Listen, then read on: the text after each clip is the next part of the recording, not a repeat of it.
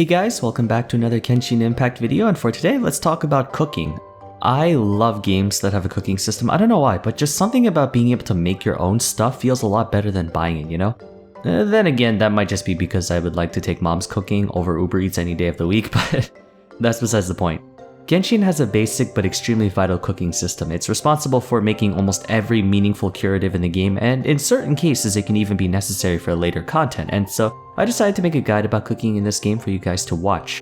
As you spend your time meandering about the world like the good little isekai protagonist you are, you've no doubt collected a lot of random items such as mushrooms, produce, maybe some meat, what have you, and while they brought it up for a bit during the early parts of the game, cooking is not really something they tell you much about, but through cooking, you can make some game-changing items that will be essential for you, especially for players who are heading into the late game and facing tougher opponents.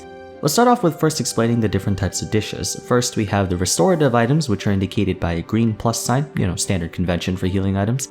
Most of these provide you with a flat heal, but some of them even heal for a percentage of your max health. And that adds up because once you reach level 50, level 60, your units will start to have tens of thousands of HP. Some of them even give health regeneration, which you can usually tell if they come with extra green crosses, but as far as I'm aware, there aren't any healing items that do all three. Next are the revival items, which come with the little angel teardrop. Normally you can't heal a dead unit, so you'd have to use one of these first, or just visit the statue of the Seven. Just be aware that revival items have a cooldown on them, I believe 2 minutes or so, meaning you can't just spam revive items willy-nilly, only about once per fight.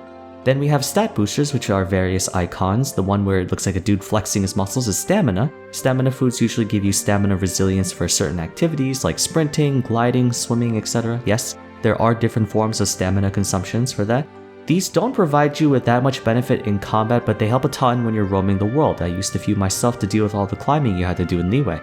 The other two stat boosters are offensive and defensive, where the offensive foods give you bonuses to attack, damage, those are two separate things, crit rate, crit damage and such, while the defensive foods give defense and bonus healing. So there's a lot to look at. Almost all these dishes require you to get the recipe for them first, which are usually obtained through quests such as world quests or purchasing them. There's a wiki page for that, I'll leave a link down below, it'll tell you exactly where to find all the recipes. While you can purchase some dishes, many of them you'll have to cook. So to cook food, you'll need to access an open fire source and a cooking pot, which are available in Mondstadt and Liyue in their respective restaurant stoves. But chances are, as you roam the world, you probably would see a cook fire at Hilichurl campsites and whatnot. You can cook there as well. Though some of them might need a lighter to start the fire, so just have Amber with you in case you need her. The actual action of cooking is pretty simple. To cook a dish, you need the recipe first, which you can learn just by clicking on it and pressing learn. Once you do, you'll just need the necessary ingredients to make those dishes. Upon selecting cook, you'll have a pop-up window that looks like the one on screen. On the left, you have the dish being made, below that your ingredients being used, but notice on the right-hand side, you'll see one of your units. Some of them come with special bonuses, which you can usually tell if the selection button is pulsating in green. Each character has their own special favorite dish that they enjoy, which is also on the wiki, so whenever you make one of these dishes and you have that unit, remember to switch to that character. Additionally, some units come with a general bonus. Barbara, Xiangling, and Noelle so far have a small chance to give you double the dishes if you cook specific types, such as healing items for Barbara, attack items for Xiangling, and defense for Noelle. Onto the actual cooking process, depending on the rarity of the dish, you'll have to manually cook them one at a time. A meter will pop up with the dial slowly going from left to right, and where you want to stop the dial is anywhere in the orange zone, which varies in size based on the dish. Usually, the rarer the dish, the smaller the sweet spot is. If you successfully landed in the orange, you'll get a delicious version of the dish, which is the best possible outcome. In other words, it gives you the highest stat bonus or the highest health recovery. Anywhere in the yellow will just give you the regular version, and anywhere outside of that zone gives you a suspicious version, which is the lowest healing or boosting amount. Don't overthink it though, it's not that hard, it's pretty easy to land orange every time. After cooking a dish a certain amount of times, you'll have acquired proficiency with that dish. It allows you to auto-cook as many of that dish as you want, and it will always come out as delicious or special if you're using a different unit.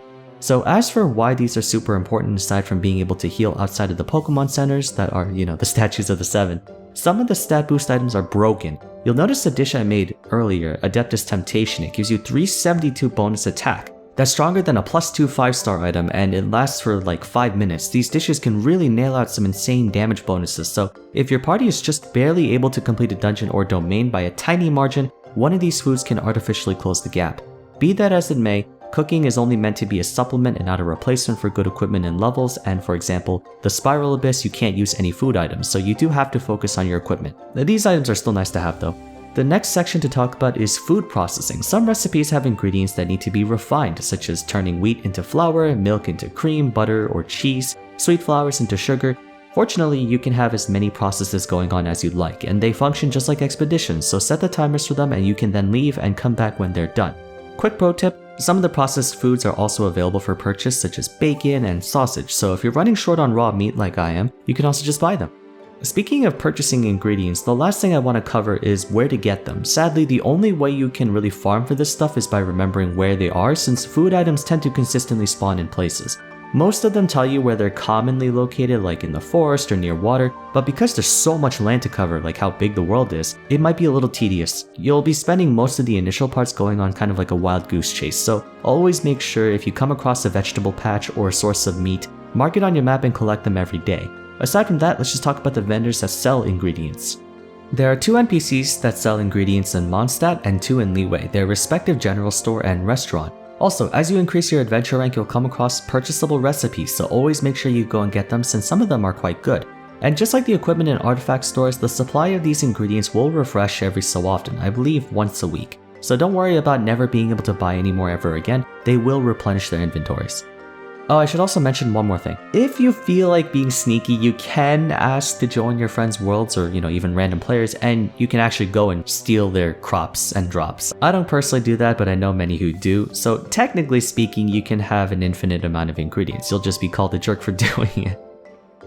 Alright, so that's going to be it for the cooking guide. Hope this was helpful to those who needed it and entertaining to those who wanted it. I'll also leave valuable links for you to reference down in the video description, so don't forget to check those out. Aside from that, if you'd like to support the channel, best way you can do so is like, comment, share the video, subscribe for future uploads, and check out my Discord server if you'd like to play with others. Lastly, if you feel generous enough, please consider donating to my channel either through PayPal or Patreon. It would be very much appreciated. But that should be all for today. Thank you guys so much for watching, and I hope to see you again soon for the next video. Take care.